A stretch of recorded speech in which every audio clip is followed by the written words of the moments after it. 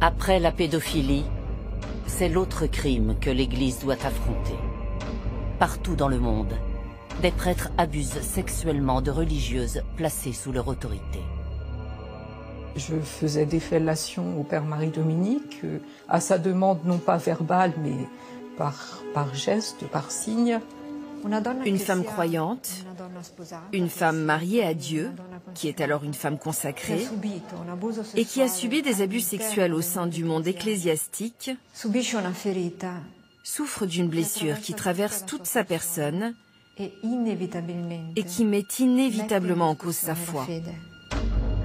Dans le premier volet de cette enquête internationale, des femmes et des hommes d'église nous ont révélé comment ces viols endémiques sont passés sous silence. Et les prêtres, systématiquement protégés par la justice du Vatican. Tant que l'Église donnera son pardon sans la justice, tant que l'Église donnera sa compassion sans la justice, eh bien les victimes seront toujours victimes et mourront victimes. Dans la deuxième partie de cette histoire tragique, des religieuses, des prêtres et même des proches du pape François dévoilent comment des sœurs sont sexuellement exploitées jusqu'à Rome et chassées de leur communauté ou contraintes d'avorter quand elles se retrouvent enceintes. Les supérieurs s'attendent avec les prêtres leur donnent l'argent, les supérieurs livrent les sœurs chez le prêtre, c'est la prostitution. La structure de l'Église a quelque chose de fermé, qui donne le pouvoir au mâle, aux prêtres, d'une façon absolue et au-delà de tout ce qui est permis. Ça faisait partie un peu de mon rituel, de faire bien attention quand on tombe enceinte. Si une religieuse devient enceinte d'un prêtre, qu'est-ce qui arrive? Ah ben là, peut tout arriver, même le prêtre qui demande que soit avorté. L'Église catholique condamne l'avortement. Qu'une congrégation encourage une religieuse à avorter, c'est une abomination.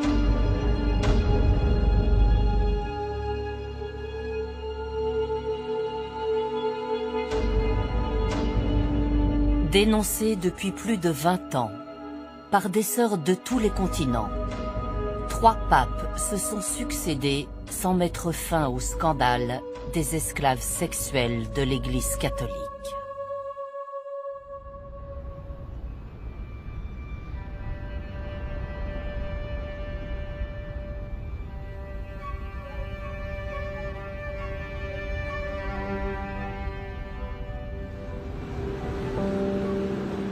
En Asie, en Amérique latine ou en Afrique, dans les continents évangélisés, des sœurs sont réduites à l'état d'esclaves sexuels.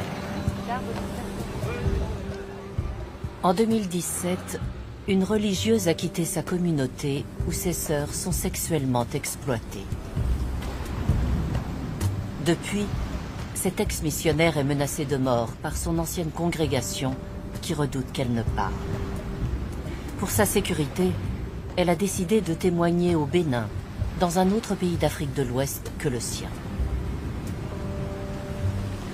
Pendant le 21 ans que je suis restée en religion, j'ai expérimenté beaucoup de sœurs qui ont subi les abus sexuels, moraux de tout genre. Et tout ça étant contraire à ce que j'ai voulu dans mon cœur pour servir le Seigneur, j'ai décidé de quitter la communauté.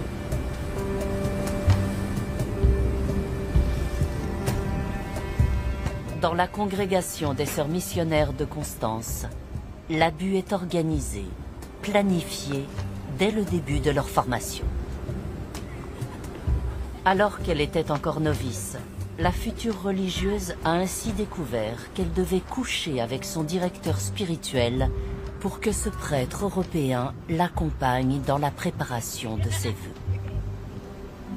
Il me dit que ok, tu vas faire le vœu, je vais vous aider comme j'aide, je peux aider aussi pour organiser la famille, mais il faut économiser les salis. Ah, j'ai dit économiser les salis, c'est quoi? Il dit que j'ai fait avec et l'autre, il m'a cité les noms des autres sœurs avec qui tu es. Et c'est là qu'il me dit économie du salis, ça veut dire qu'un prêtre et une sœur peuvent faire le sexe et ils économisent les salis. Moi, je lui ai dit, je ne suis pas en tout cas pour l'économie du salis. Il a refusé qu'il ne va pas m'aider, j'ai laissé par là. Mais je vois qu'il aidait beaucoup de sœurs. Et les sœurs là qui aidaient les familles, ce sont des sœurs avec qui il couchait. Quand les sœurs étaient encore en formation novice, quand ils étaient encore jeunes et novices, il couchait toujours avec eux. Et ce qui me faisait plus mal, c'est les mêmes sœurs là qu'on nommait toujours supérieures. Qui devenaient supérieures de telle communauté, dans tel pays, dans telle province.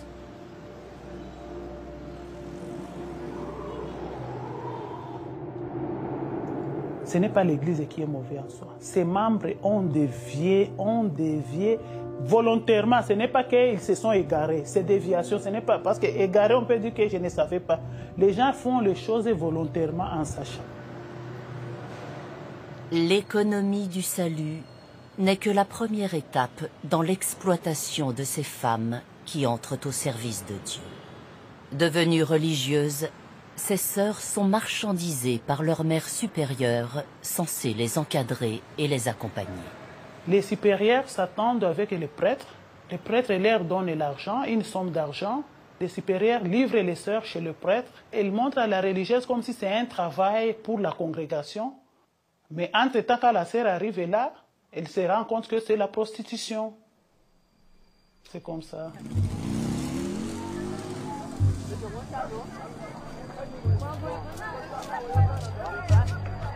Les mères supérieures, les prêtres, profitent de la misère humaine.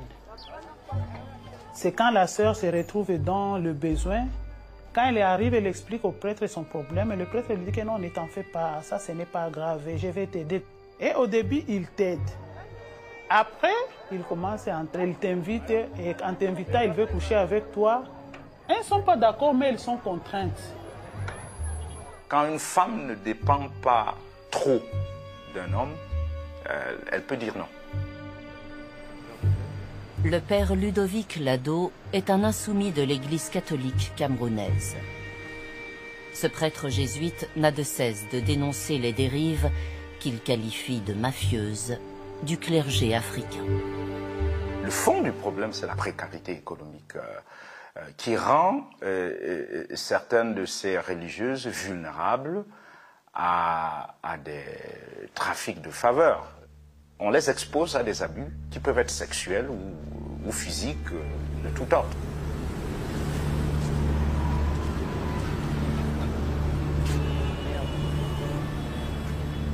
Souvent privées de leur pécule par leur communauté, les religieuses du tiers-monde n'échappent pas à l'exploitation sexuelle quand elles sont envoyées à Rome.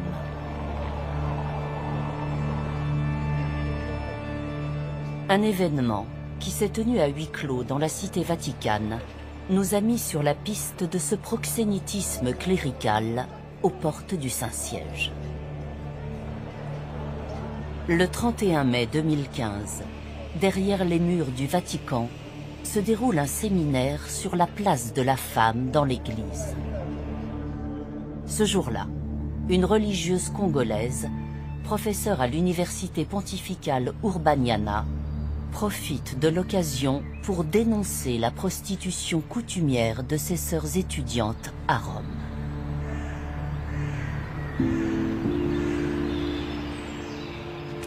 Correspondant pour une revue catholique espagnole, Dario Menor était accrédité. Ce témoin extérieur va assister, par hasard, au coup d'éclat de Sœur Rita. Ce n'était pas une intervention spontanée. Il y avait des intervenants différents. Tout le monde faisait son discours, chacun son tour. Et elle avait le sien. Cependant, ce qui doit être souligné, c'est qu'elle voulait à ce moment-là, dans cette réunion où il y avait des gens qui réfléchissent et qui étudient la position des femmes dans l'Église, prendre la parole pour dénoncer globalement ce qui se passait. Elle était sans aucun doute courageuse de parler de ce thème dans cet auditorium.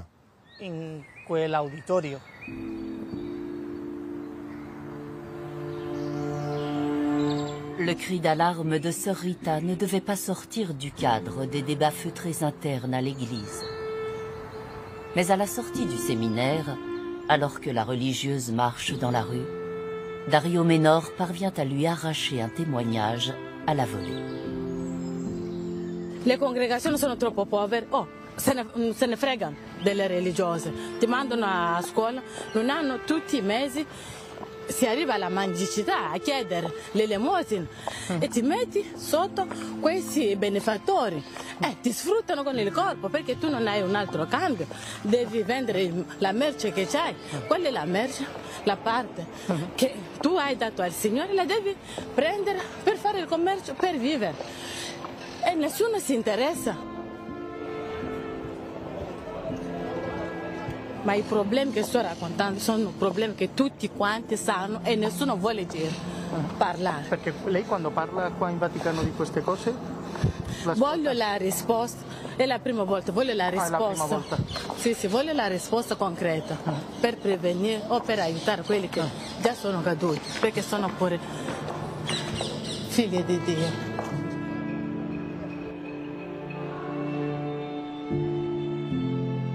Chez les dignitaires du Saint-Siège, le coup de colère de sœur Rita n'est pas passé inaperçu. Après le séminaire, Monseigneur Parolin, secrétaire d'État du Saint-Siège, a célébré une messe dans cette église. Il a proposé à la religieuse de l'assister dans son homélie. La démarche du numéro 2 du Vatican n'était pas innocente. Le père Hans Zollner est un proche du pape François, un prêtre averti, qui a l'oreille du Saint-Père. Eh bien, je crois, comme je connais le cardinal Parolin, et comme j'ai aussi reçu des signes subtils de la diplomatie vaticane, que ce n'était certainement pas un choix dû au hasard. Car le cardinal, et probablement d'autres avec lui, ont voulu envoyer un message d'appréciation, du courage et certainement du soutien de la juste cause. Ce geste de soutien avait-il pour but de calmer sœur Rita? La religieuse nous a fait savoir que depuis son intervention, sa hiérarchie lui a donné l'ordre de se taire. Avant de retourner au silence, sœur Rita a livré un dernier message à son interlocuteur espagnol. Un appel à l'aide pour ces sœurs exploitées et rejetées par leur congrégation quand elles se retrouvent enceintes. Quando spuntano questi problemi qua a Cinte, la devono allontanare dal convento. Non c'è assistente, mandato così. La congregazione e la chiesa non sa manco dove questa povera è andata a finire. Nessuno si interessa, è una vergogna. Diventa come i lebbrosi nell'Antico Testamento. Nessuno con sorella vuole più rivolgere la parola.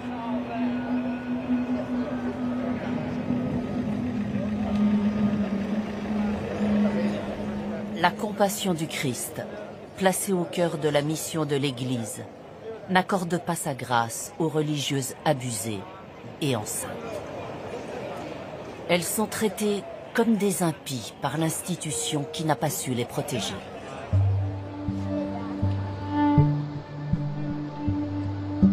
Violée par un prêtre de sa communauté, au printemps 2011, une sœur congolaise s'est vue contrainte de quitter Rome après quelques semaines de grossesse. Sur injonction de sa congrégation des Petites Sœurs de Nazareth, cette femme de 40 ans s'est exilée à Pesaro, sur la côte adriatique. Sans argent, sans logement, Grace a trouvé refuge dans ce foyer d'accueil. Pour aider la religieuse désemparée, la directrice lui a proposé le soutien bénévole d'un avocat local. Grace était dans une situation très particulière. La première chose que j'ai su d'elle, c'est qu'elle était une femme religieuse tombée enceinte. Enceinte à la suite d'une violence subie à Rome pendant sa période d'études au sein de l'Université du Vatican. Elle y avait rencontré un religieux de son pays. Et ce religieux l'a abusée. À partir de là, commence évidemment pour elle une situation psychologique très douloureuse qui a provoqué une éradication profonde de tout ce à quoi elle a cru, de son expérience jusqu'alors, de son ego, de sa place au milieu du monde. À l'approche du terme de sa grossesse, Grace s'est tétanisée. Ne sachant que faire, la directrice du foyer écrit à la mère supérieure de sa congrégation pour lui demander conseil. Eh bien, à ce stade, la réponse est immédiate. Presque une déclaration officielle, un ordre de service. Grace doit offrir l'enfant à Dieu. Cette expression est un euphémisme pour lui dire qu'elle doit donner son enfant pour qu'il soit adopté et ensuite qu'elle retourne dans sa congrégation. Normalement, la congrégation doit porter secours à la fois à la religieuse et bien sûr à l'enfant qui est né.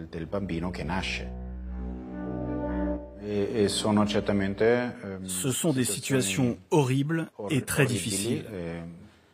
Il est certain que l'Église devrait apporter des solutions à ces religieuses pour qu'elles puissent vivre en paix avec elles-mêmes, avec leur famille et avec leurs enfants.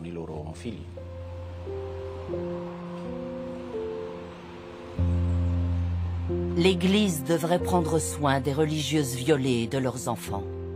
Mais elle ne le fait pas. Le jour de son accouchement dans cette clinique, Grace obéit à sa hiérarchie. Au moment de l'accouchement, Grace est soumise au formulaire obligatoire pour la reconnaissance de l'enfant. À ce moment-là, Grace vit toujours son vœu d'obéissance et respecte donc l'ordre qu'elle a reçu. Et elle répète littéralement l'ordre reçu en disant à la sage-femme qui la questionne « J'offre cet enfant à Dieu ».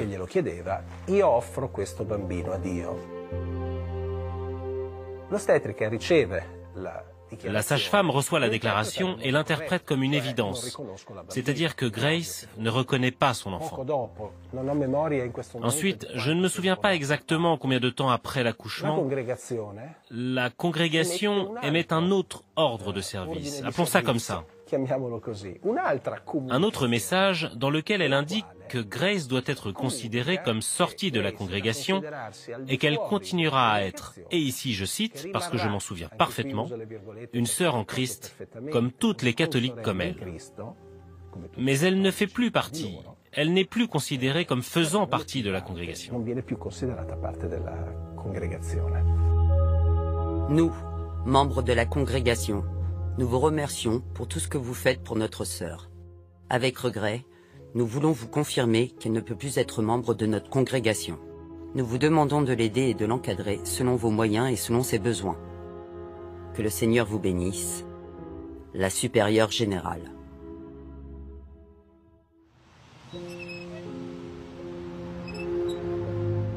En ce mois de mars 2012, Grace a tout perdu.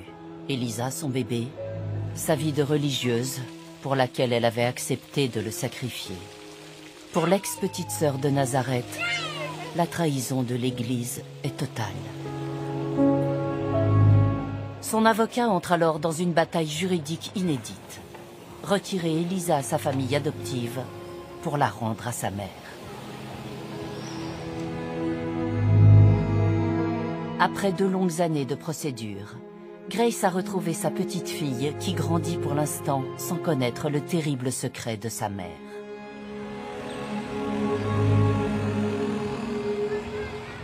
Le destin des religieuses enceintes connaît rarement un si heureux dénouement.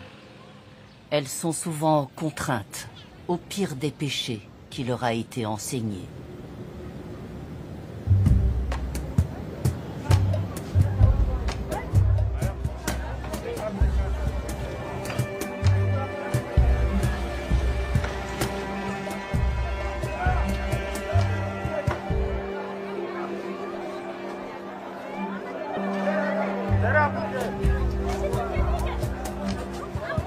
Dans le pays d'Afrique de l'Ouest de Constance, les sœurs abusées par les prêtres peuvent difficilement envisager de garder leur enfant. Quand une religieuse tombe enceinte, elle veut garder l'enfant et le renvoyer. Et quand elle est renvoyée comme ça, parfois on ne lui donne rien. Chez nous en Afrique, tomber enceinte sans être religieuse, c'est déjà un scandale. En plus, être religieuse, on te voit comme un diable, tout le monde te rejette, même en famille, beaucoup de primes. Moi, je connais une qui est partie comme ça. Elle a été rejetée par tout le monde, la grossesse était déjà connue, elle a voulu avorter, elle est morte. Elle est partie faire l'avortement, je ne sais pas chez quel marabout ou quoi. Elle est morte. Pour éviter tout esclandre, les prêtres et les mères supérieures préfèrent régler les problèmes de grossesse en interne. Sur les 50 religieuses étudiantes dans l'université catholique de Constance, la plupart a été avortée avec la complicité d'un médecin d'un hôpital local. Moi, il y a un médecin qui me faisait la course. Et quand je lui ai dit, tu ne vois pas que je suis une religieuse, il m'a répondu, viens dans mon bureau, je vais te montrer. Il m'a montré la liste. Tout ça, c'est les sœurs à qui je pratique l'avortement ici. Toi, tu veux me montrer que c'est toi qui es une sœur céleste ou c'est toi la Vierge Marie ou quoi? J'ai honte. Le nombre de ceux qui ont été violés sans être enceintes, je ne connais pas, mais celles qui ont avorté, après d'être abusées par le prêtre, sont 32. Là où on pouvait avoir une cinquantaine seulement de religieuses.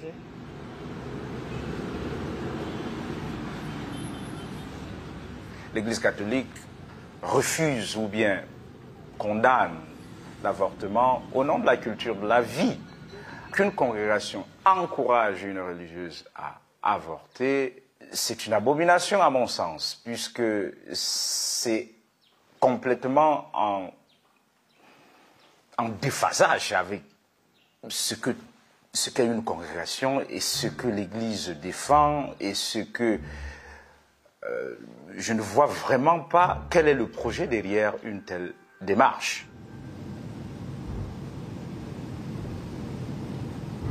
Sur tous les continents et depuis fort longtemps, des prêtres ordonnent à leurs victimes de supprimer la vie qu'ils ont engendrée. Avant de devenir psychothérapeute, Marie-Paule Ross était missionnaire. Dans les années 70, la jeune religieuse entame sa vocation comme infirmière chez les Sœurs de l'Immaculée Conception. Elle sillonne alors le continent sud-américain. J'ai découvert toute la vie sexuelle cachée des prêtres, la vie sexuelle cachée des religieuses. J'ai découvert ça comme infirmière. Quand j'étais au Pérou, j'entendais des femmes qui avaient des relations sexuelles avec le prêtre, d'autres qui avaient souffert un avortement suite à une relation avec un prêtre, que le prêtre les avait conduits à avorter. Ça finissait plus, là. C'est inacceptable. Les gens font des vœux, les gens font des engagements. Ils savent même pas à quoi ils s'engagent. Depuis plus de 40 ans, la religieuse psychothérapeute se confronte à cette sexualité refoulée qui mène les hommes d'église au pire. Dans sa mission de rédemption, la sœur rebelle examine parfois la conscience de quelques prédateurs repentis. Aujourd'hui, elle se rend à Québec pour suivre la thérapie de Roland. Roland, c'est particulier. C'est un prêtre qui a eu énormément de déviance sexuelle. Lui, adulte, comme prêtre, il a pratiqué une sexualité vraiment déréglée. C'est un des rares prêtres qui a demandé de l'aide, qui a choisi de se mettre debout et de parler clairement de ce qu'il vivait et de dire clairement qu'il regrettait énormément tout ce qu'il avait fait.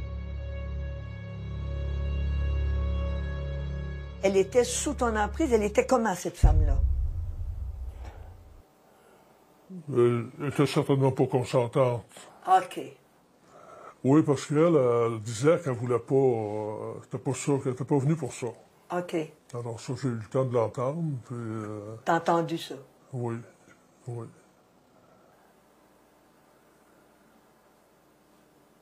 Mais toi, t'as continué? Oui, c'est ça. Si une religieuse devient enceinte d'un prêtre, qu'est-ce qui arrive?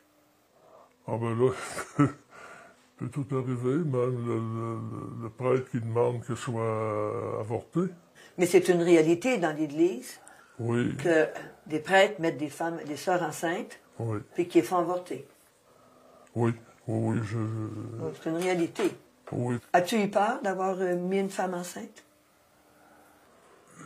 Ben, ça faisait partie un peu de mon rituel de faire bien attention quand on tombe enceinte.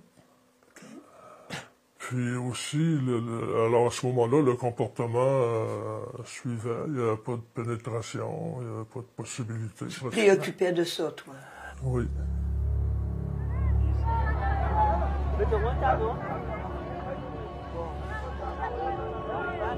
Seul Dieu est maître de la vie.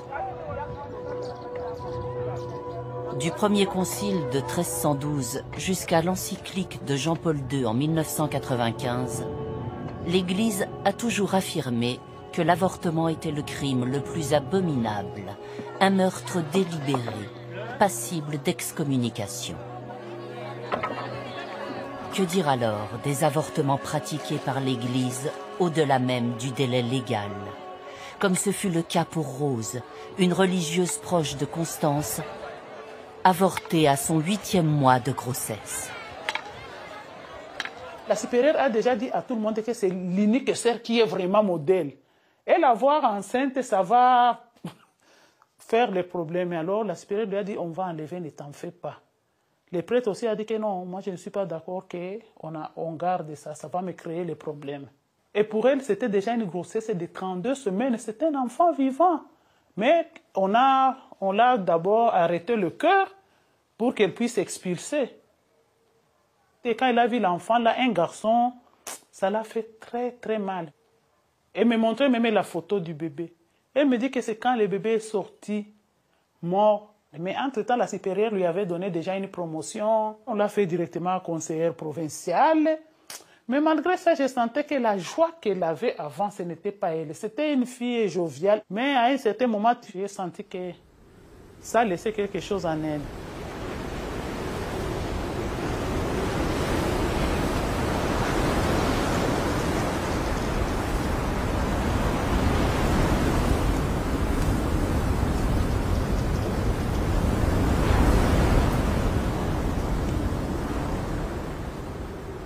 Non seulement c'est un crime dans la plupart des pays, je pense partout à 32 semaines, mais aussi c'est un trauma vraiment grave et aussi un trauma spirituel. Carline de Mazure enseigne la théologie à Rome. Elle est aussi directrice d'études de Marie Lembo. Cette sœur togolaise achève une thèse à l'université pontificale grégorienne sur les abus sexuels commis par des prêtres sur les religieuses dans les pays d'Afrique de l'Ouest. Leur vie est très difficile. Leur vie c'est une vie de souffrance.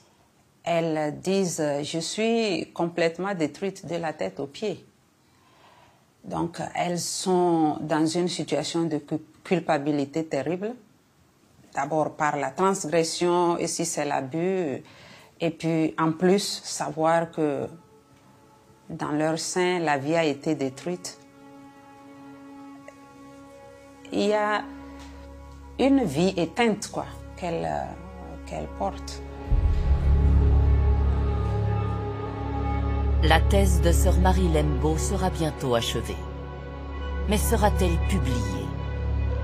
Car si le Saint-Siège tolère quelques protestations internes, il se révèle incapable de faire son mea culpa sur des actes qu'il qualifie lui-même de crimes absolus.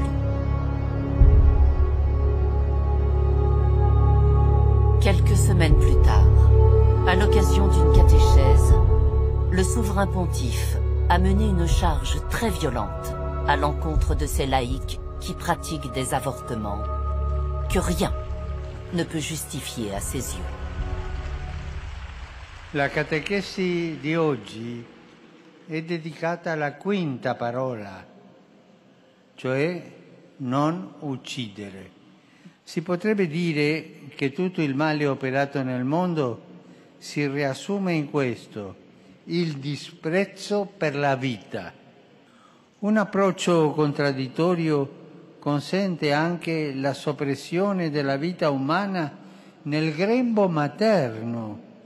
Non è giusto fare fuori un essere umano, benché piccolo, per risolvere un problema. È come affittare un sicario per risolvere un problema.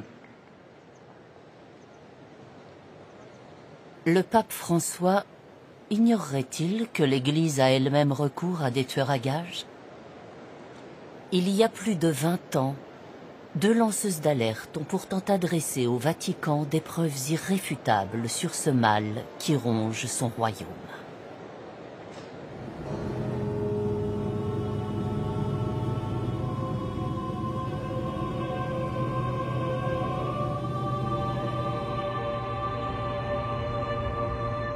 C'est l'histoire d'une infamie que les dignitaires du Saint-Siège ont soigneusement ensevelie. Aux États-Unis, dans le Missouri, un homme en connaît les moindres détails. Tom Roberts a longtemps dirigé une revue catholique progressiste très renseignée sur le Vatican. À la fin des années 90, un informateur habituel lui confie 2 rapports explosifs rédigés par 2 religieuses.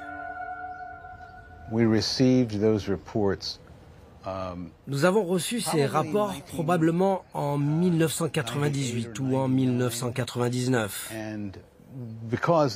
Et le contenu était si troublant et si choquant que nous voulions être absolument certains que les informations étaient fiables. Et donc, pour les vérifier, il nous a fallu à peu près 2 ans. Cette histoire selon laquelle les prêtres abusaient des femmes religieuses parce qu'ils pensaient que c'était des femmes saines dans des endroits où le sida était endémique, s'est confirmée. Et elle n'a été niée nulle part. Nous avons même approché des officiels, des personnes du Vatican. L'un d'entre eux en particulier nous a dit qu'il ne s'agissait pas d'une situation ponctuelle, que cela n'était pas inhabituel et qu'il fallait vraiment s'en préoccuper. Le premier rapport, achevé en 1994, est l'œuvre d'une religieuse américaine nommée Maura O'Donoghue. À cette période, ce médecin est coordinatrice pour le sida au sein de Caritas International, une branche sociale et sanitaire de l'Église. Durant plusieurs années, la missionnaire a sillonné le monde. C'est ainsi qu'elle a découvert les abus sexuels systémiques commis sur les religieuses. Ces informations ont été divulguées par des missionnaires, prêtres, médecins et autres membres de confiance de la famille ecclésiale. Cela ne concerne pas un seul pays ou continent. En effet, les exemples qui suivent sont le fruit de 6 années d'expérience passées dans 23 pays, répartis sur les 5 continents. Les sœurs dénoncent des prêtres qui les ont exploités sexuellement car ils craignaient d'être contaminés par le sida à l'occasion de rapports sexuels avec des prostituées ou des femmes à risque. Le sida étant là, pourquoi les religieuses? Parce que ce sont des femmes sûres, elles n'ont pas le sida. Donc des prêtres qui sont avec leur pulsion ne vont plus aller voir des prostituées, ne vont plus aller voir des paroissiennes, mais ils vont aller voir des religieuses, parce qu'elles sont sûres.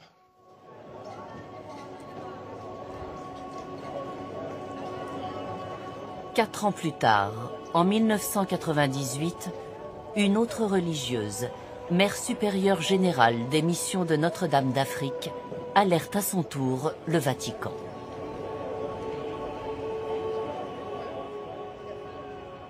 Dans sa missive intitulée « Problème d'abus sexuels sur les sœurs africaines en Afrique et à Rome », Mary MacDonald dénonce les avortements forcés de ses sœurs.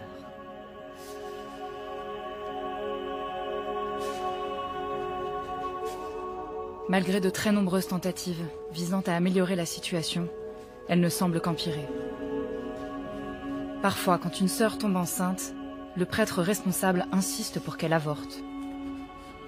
En règle générale, la sœur est éloignée de sa congrégation, tandis que le prêtre, le plus souvent, est simplement muté dans une autre paroisse ou envoyé étudier ailleurs.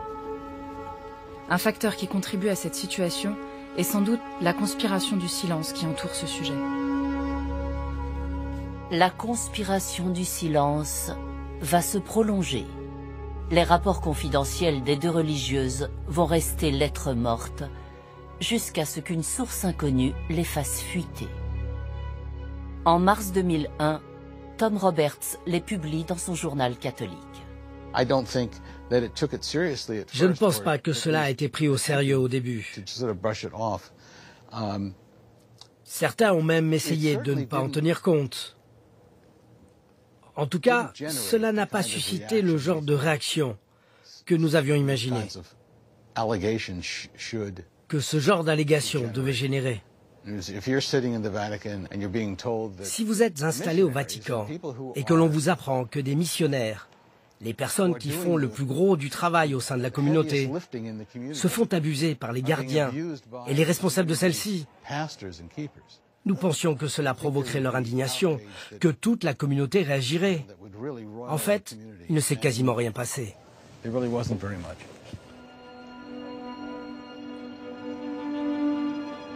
Ce qui s'est passé avec Sœur Nouhu et Sœur MacDonald au niveau de leur rapport, pourquoi ça passe pas la rampe? Parce qu'il n'y a pas de relais médiatique. Et il n'y a pas d'opinion publique non plus sur ces questions-là. Aujourd'hui, il y a une opinion publique sur la pédophilie. Mais il n'y a pas d'opinion publique sur la question d'abus sexuels des religieuses par des prêtres. Il n'y a pas d'opinion publique. Elle est à construire, elle est à faire.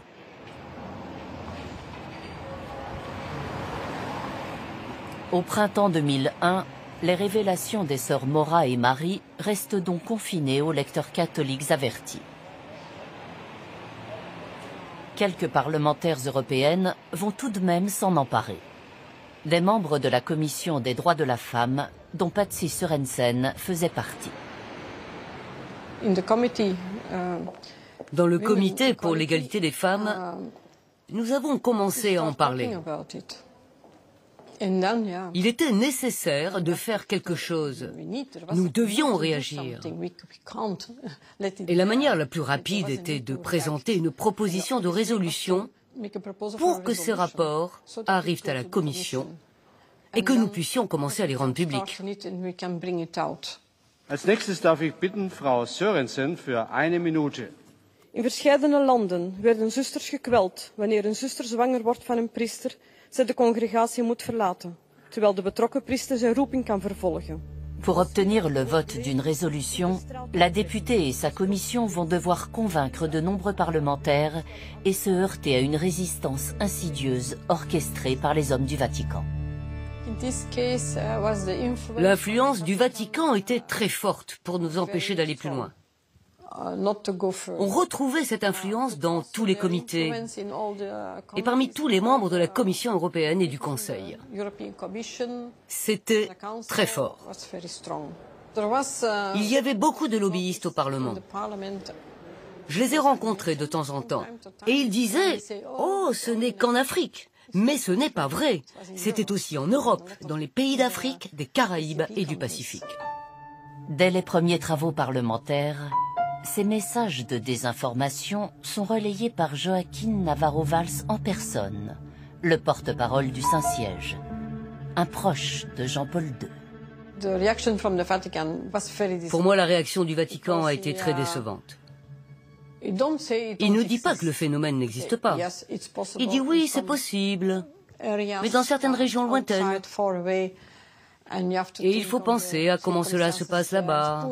Ces pauvres prêtres, désolés pour leur comportement, mais c'est normal là-bas. Désolés. Mais dans n'importe quel autre job, ils auraient été virés. Normalement, lorsqu'on accepte ce genre de crime, on va en prison. Pour moi, c'est une honte. Tout ceci est une honte pour l'Église, une honte pour le Vatican. Et ils doivent le reconnaître. Malgré le lobbying intense du Saint-Siège, Le 5 avril 2001, le Parlement européen vote une résolution qui somme l'État du Vatican de réagir enfin. Le Parlement européen demande au Saint-Siège d'examiner avec sérieux toute allégation d'abus sexuels commis au sein de ces organisations, de coopérer avec les autorités judiciaires et de retirer toute charge officielle aux coupables. Demande que les auteurs de ces crimes soient appréhendés et traduits en justice. Demande aux autorités judiciaires des 23 pays cités dans les rapports d'assurer que toute la lumière sera faite en termes judiciaires. Les demandes adressées par le Parlement européen à l'État du Vatican ne seront pas suivies d'effet. En 2018, face à la somme des preuves et des témoignages recueillis, l'entourage du pape admet que ces rapports étaient fondés et que le mal demeure. Dans ces rapports, il est dit que ce type d'abus est lié à quelque chose qui transcende la réalité locale, la réalité régionale. Eh bien, je suis d'accord, parce que cela transcende au moins les frontières des pays ou même des continents.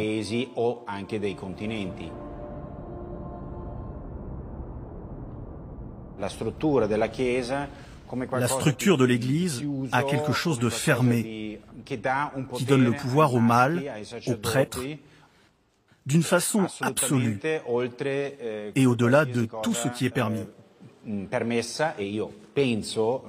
Et je peux affirmer avec une certaine conviction que le pape est conscient du problème.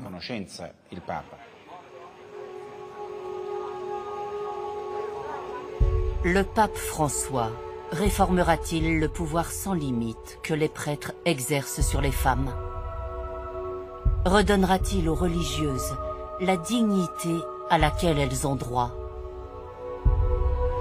Alors que l'image de son institution ne cesse de se dégrader, un péril interne affaiblit de jour en jour son Église.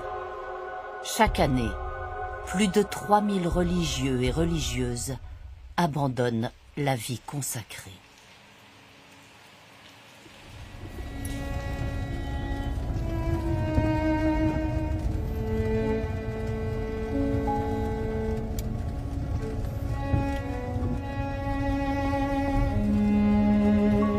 Les brebis désenchantées de l'Église catholique romaine renoncent rarement à leur foi.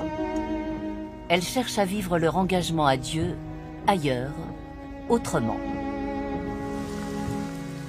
Dans le nord de l'Ontario, au Canada, une ancienne religieuse des Sœurs de la Charité fait partie de ces transfuges. Marie Bouclin a découvert l'exploitation sexuelle de ses sœurs lorsqu'elle était l'assistante personnelle d'un évêque. J'avais entendu les confidences de femmes qui avaient été abusées par des prêtres, qui avaient perdu leur foi. Je me disais, comment vont-elles s'en sortir? Comment vont-elles guérir cette blessure à l'âme? Alors je me suis dit, il nous faut des femmes prêtres. Ensuite, j'ai dit, pourquoi pas moi? Chrétienne et féministe, Marie Bouclin fait partie du mouvement international des femmes catholiques romaines, une communauté dissidente de l'Église de Rome. En 2007, cette femme mariée a été ordonnée prêtre. 4 ans plus tard, elle est devenue la première femme évêque du Canada. Le pape, tout d'abord Paul VI, mais ensuite surtout Jean-Paul II, ont dit non, pas question de changer la loi. De toute éternité, il n'y a que des hommes célibataires qui doivent être prêtres. Il n'y a rien, ni dans la Bible, ni dans l'enseignement de Jésus, ni Saint Paul, qui dit que les femmes ne peuvent pas être ministres du culte. Une fois par mois, cet évêque sans apparat célèbre l'Eucharistie dans l'intimité de sa demeure. Un office domestique pour des paroissiens qui ont pris leur distance avec l'Église traditionnelle. Allô, allô? Ça va bien? La hiérarchie de l'Église nous dit qu'on s'est excommunié. Nous, on dit non.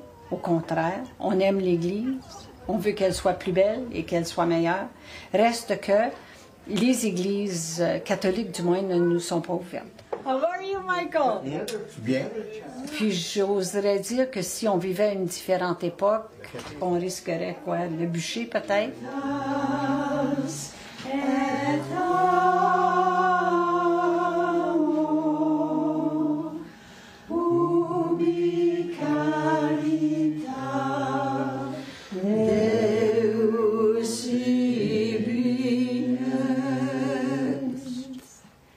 Souvenons-nous de Jésus qui, avant de mourir, a pris du pain en rendant grâce. La nouvelle église de Marie Bouclin compte 267 femmes prêtres dans le monde, dont 16 évêques. Les hommes y sont les bienvenus. À ce jour, 4 d'entre eux ont décidé d'y exercer leur ministère. Que la divine providence vous accorde sa bénédiction. Je ne pense pas que Marie va sauver l'Église, mais je pense qu'elle va ouvrir les portes de l'Église. Elle en a déjà ouvert une fenêtre. Et l'Église dispose d'un peuple, pas seulement de cathédrales, pas uniquement d'immeubles, ni de hiérarchie, mais le peuple de Dieu qui se rassemblera de plus en plus quand il verra ça. Je ne pouvais plus faire partie de cette Église-là. La place de la femme n'est pas moindre. Elle n'est juste pas là. OK? Elle n'est pas là. Et les femmes qui sont là sont des servantes, sont des repasseuses de soutane. Alors, l'égalité n'est pas là.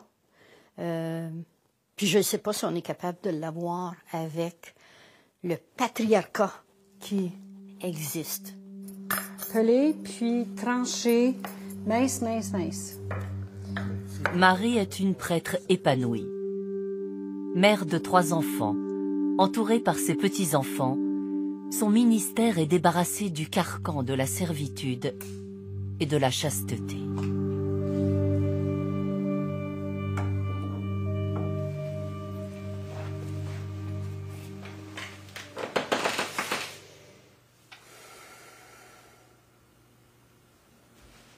Le célibat pose problème parce qu'il impose une vie contre nature aux hommes qui voudraient être prêtres. L'imposer, c'est imposer un style de vie qui ne convient pas. Donc, on ouvre la porte à toutes sortes de psychoses puis de névroses, etc. Pourquoi imposer des lois qui sont intenables? Si le célibat n'était pas obligatoire, les hommes qui se préparent au sacerdoce auraient une vie équilibrée des relations humaines, des relations hommes-femmes. Il va falloir que ça change. Le pape actuel en est conscient. Est-ce qu'il pourra le faire? C'est une autre question. Le pape enverra-t-il les signes d'un changement qui puisse mettre un terme au calvaire imposé aux filles de Dieu?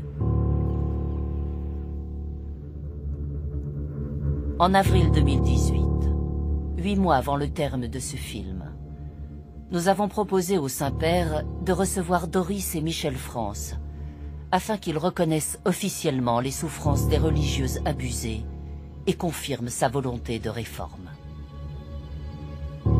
Nous nous sommes adressés au cardinal Giovanni Angelo Becciu, alors substitut aux affaires générales de l'État du Saint-Siège, en charge de la France.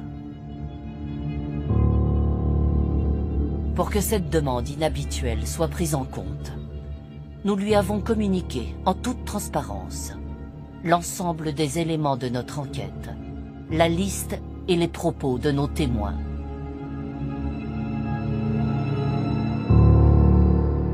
Trois mois et de multiples relances plus tard, voici ce que le numéro 2 de la secrétairerie du Vatican nous a répondu.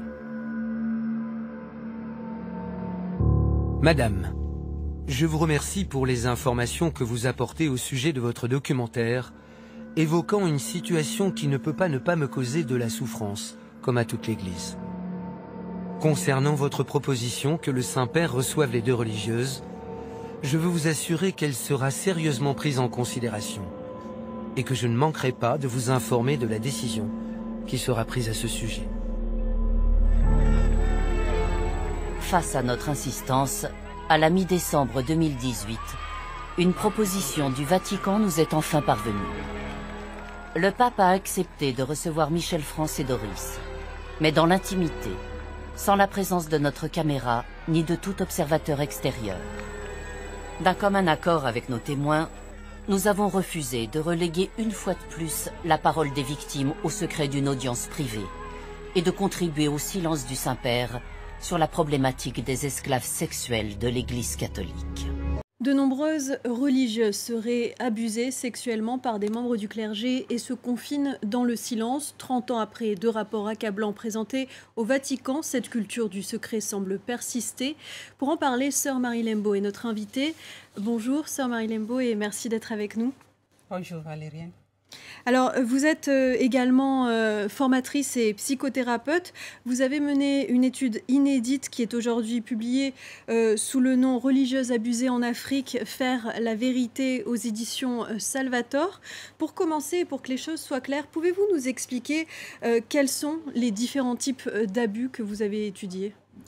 Les différents types d'abus étudiés sont les abus physiques, les abus psychologiques, émotionnels, les abus de confiance, on peut appeler ça comme ça, puisqu'il s'agit, ma recherche se passe dans le contexte de la relation pastorale. Le prêtre qui accompagne la religieuse a une supériorité par rapport à son rôle et par rapport à sa responsabilité. Et donc, elle demande son aide. Et c'est lui qui est chargé d'offrir cette aide. Et par rapport à ça, il s'agit d'une relation asymétrique. Et pour cela, elles se sentaient dans une relation où elles dépendent du prêtre qui aurait abusé d'elles. Alors, vous avez recueilli des témoignages édifiants. Je pense notamment à cette jeune femme qui a été violée par un prêtre. Elle est tombée enceinte 3 fois et à chaque fois, il l'a forcée à avorter. Oui, c'est une situation très triste et c'est que j'ai rencontrée. Donc, cette jeune femme aujourd'hui a eu cette rencontre avec ce prêtre quand elle était très jeune. Comme dans un groupe de vocation, elle a demandé son aide pour pouvoir l'orienter. Et c'est à partir de ce moment que cet accompagnement qui devrait être spirituel pour l'aider à discerner sa vocation, la relation est devenue une relation de contact sexuel.